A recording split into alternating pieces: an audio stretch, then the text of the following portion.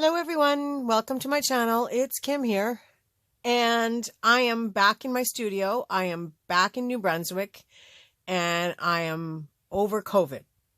I tested negative, and I was able to catch a flight back home from Vancouver, and here I am. So I'm starting all over again.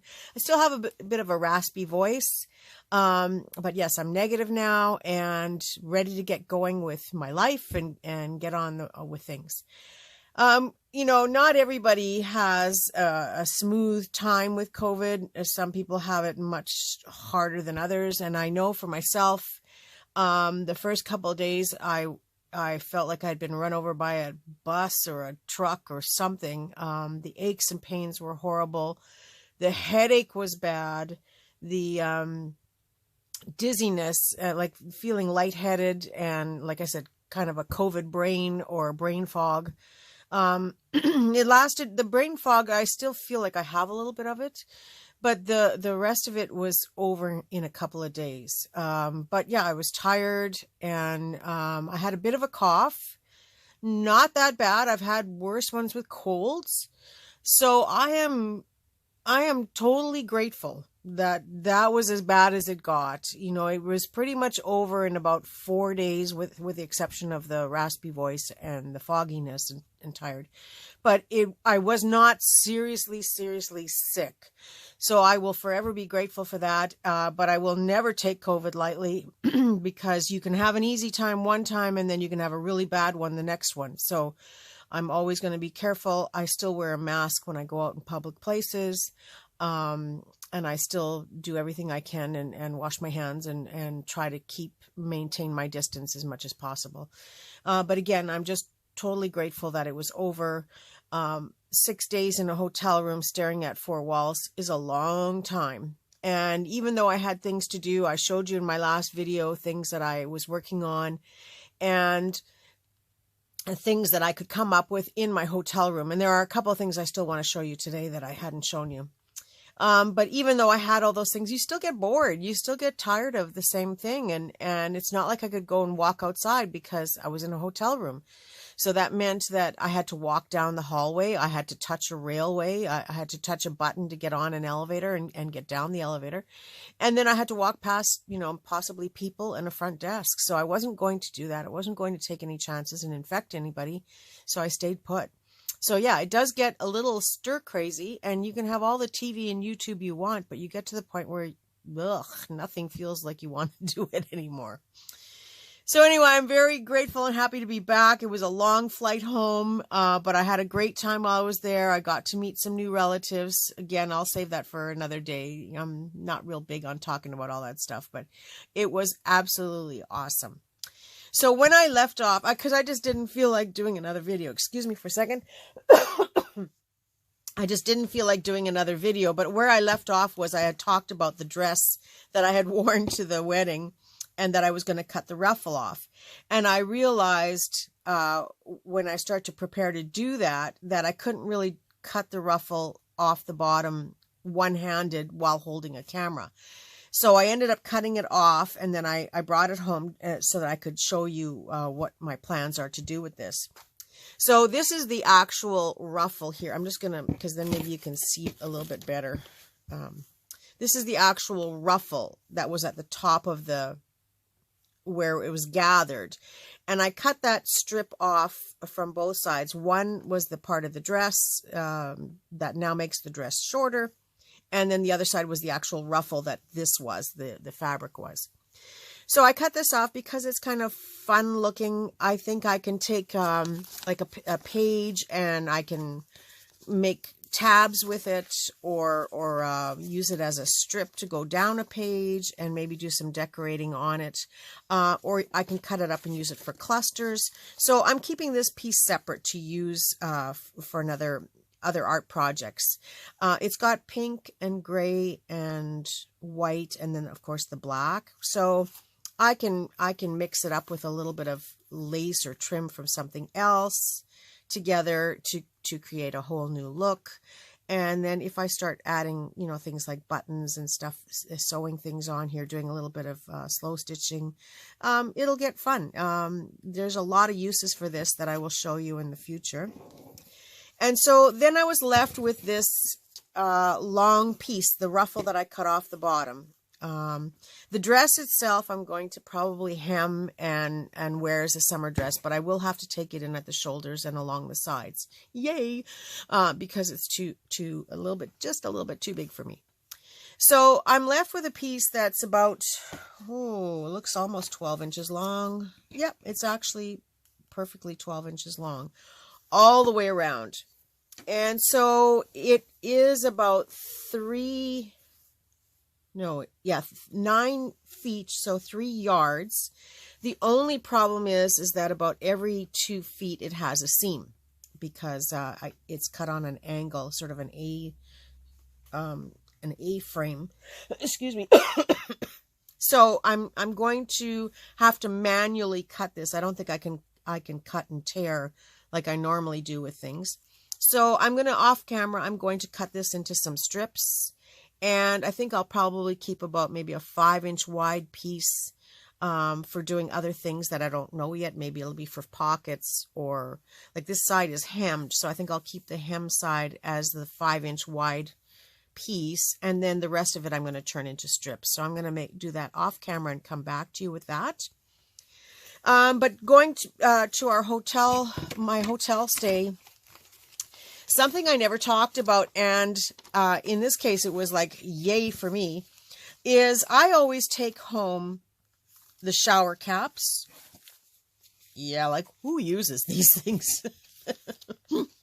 I take home the shower caps, and I take home the lotions and the soap. Usually the soaps I just put in a little package, and then if we are going somewhere where I think we might have to wash our hands, I will just put a little bar soap in my packaging, whatever I'm doing, or I will put it in the camper because it's a perfect size little bar, and they're free. They come with the room, so take those things home. And the shower caps and the sewing kits, I take those home too. I had an open one here. Yeah, this is a little sewing kit inside here. There's 2 buttons, there's a pin, there's a needle, and there's a half dozen different colors of thread. 1, 2, 3, 4, 5. Yeah, 6 different colors of thread. These are great to have in your purse, of course, in case something happens. I did take one to the wedding just in case somebody popped a bra strap or, ripped a hem or something. It's always good to have one handy. So yeah, just slip a couple in your wallet. You don't even notice that it takes up any room, and great to have with you. It's also great to have one in the camper, or, if you're out and about doing things with the kids or whatever, it doesn't hurt to have a needle and thread and buttons just in case something breaks. And these are also cute little packages to put inside your journals. You can tuck one of these in a pocket if you're making a sewing journal, or you can tuck one onto a tag. There's lots of little tuck spots, and these are just fun little things that you can add into your journals. So if you're staying at a hotel, scoop every one. I scooped them up every day so that they had to bring me another one. The only problem is once I went into isolation, of course, they didn't bring me this stuff. So I lucked out on 5 days worth of extra goodies. But I did bring home, 5 days worth, because I was there for 10 days. So I did bring home 5 days worth of these little kits and stuff. The fun part about these kits was they all came with one of these little green bags. And if I was careful, which I have been, I can peel the label off. And, of course, just because you're watching, it's going to leave a little bit of residue, but I can peel it off after. It's on plastic. It's sticker to plastic, which always comes off. And these little bags are self-adhesive bags that can be reused in your art. They're a little stronger than those little acetate bags, so they become a nice little gifty bag that, I don't know that you could glue on here easily without it crinkling up. If you're using a hot glue, like it would melt. If you're using the regular glue, I think anything would just peel off of it. But you could maybe open this up and sew something, or hand sew on this, or just, have it in your journal or in your Happy Mail packages and just reseal it and then, tie a bow around it. But it's a perfect little green bag, and they were so cute. to use for my journals. So I collected those two, and like I said, I get the sewing kits and the bags. And then there's the shower cap. Now this one I opened, but I'm going to show you another one because I take every shower cap too. And no, I don't wear them. That would be just hilariously funny. I don't use them for the purpose of a shower cap. I think I might try to use those labels too. But I do, I just want to show you what they look like when they come in the package. So these, again, will get thrown in my camper. Lori, Gertie, all my camper buddy friends, if you're watching this, this is something you want to keep in mind. So here's your shower cap. Just like that, glued onto the side of a page, it would be a gorgeous piece of trim, wouldn't it? But it does expand. And it does open up. I just have to figure out. Here we go. And do you know what this is?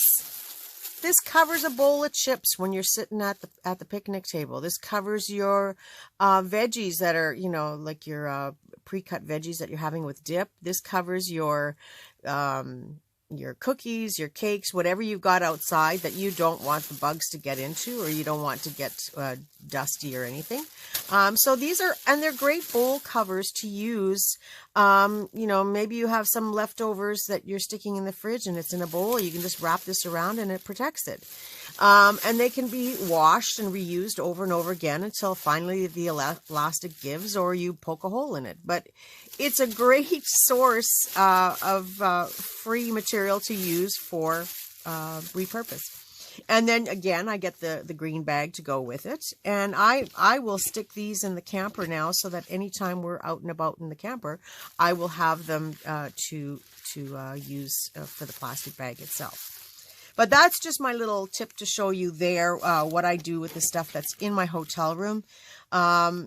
You know, always craft with your eyes wide open. Always look for opportunities that you can repurpose something into something else. And, you know, you're paying for that hotel room. They give you these things every day, including the soap, the lotion, the shampoo, and the conditioner. If I have half a bottle of shampoo and half a bottle of conditioner, though, I still put them away and take the next ones the next day, because eventually I'm going to have a couple of leftover bottles that I can keep for myself. And again, it's a great way to have if you're traveling somewhere where you won't have someone giving you all these things. Then you've got these little miniature sized containers and bottles that you can use. But yeah, always craft with your eyes wide open and look at how you can repurpose this kind of stuff. It comes free with your room and you're paying for that room. So I'm going to pause the camera for a bit, and I'm going to come right back and show you how what I do with this piece of my dress. Be right back. Hello everyone, and I'm back. So here is that piece that I cut off my dress. So let me start with, I left a piece wide that I didn't cut up. And I think I told you it is the length of this completely around the skirt was approximately 3 yards or 9 feet.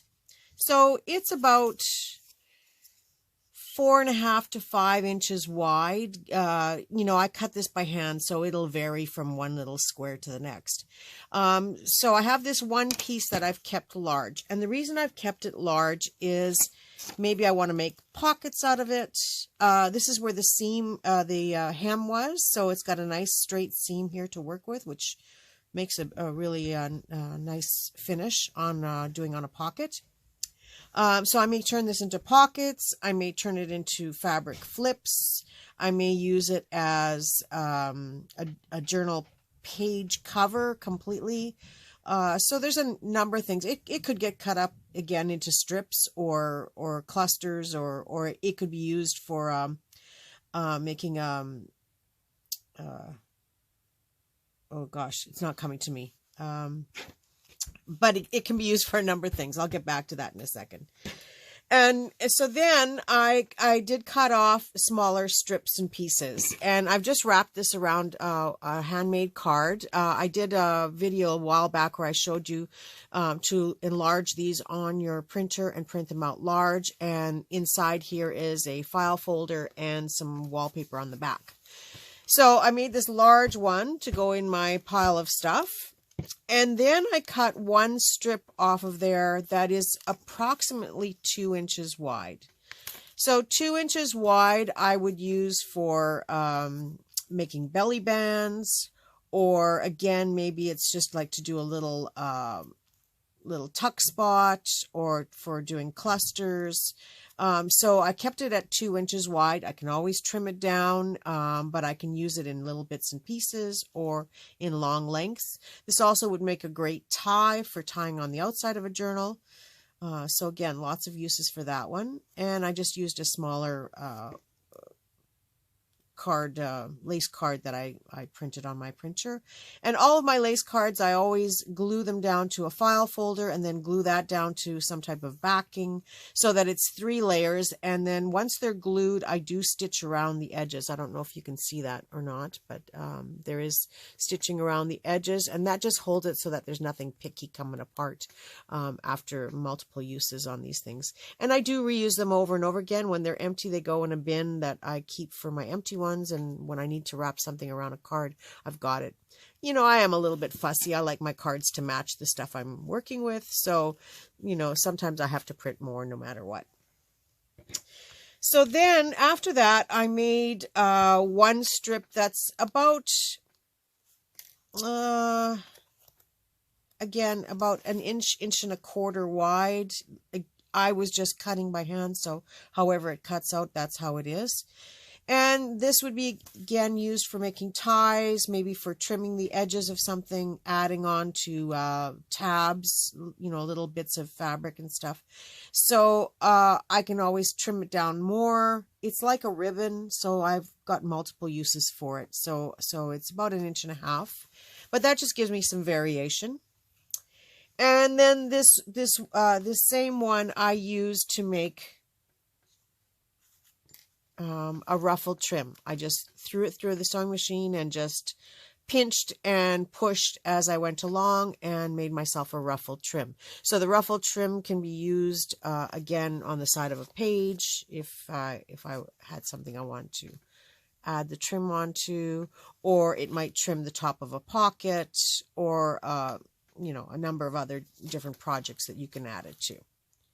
So that's ready to go, which is kind of fun, because then that's all I have to do is just grab it, use it, and cut it however length I want.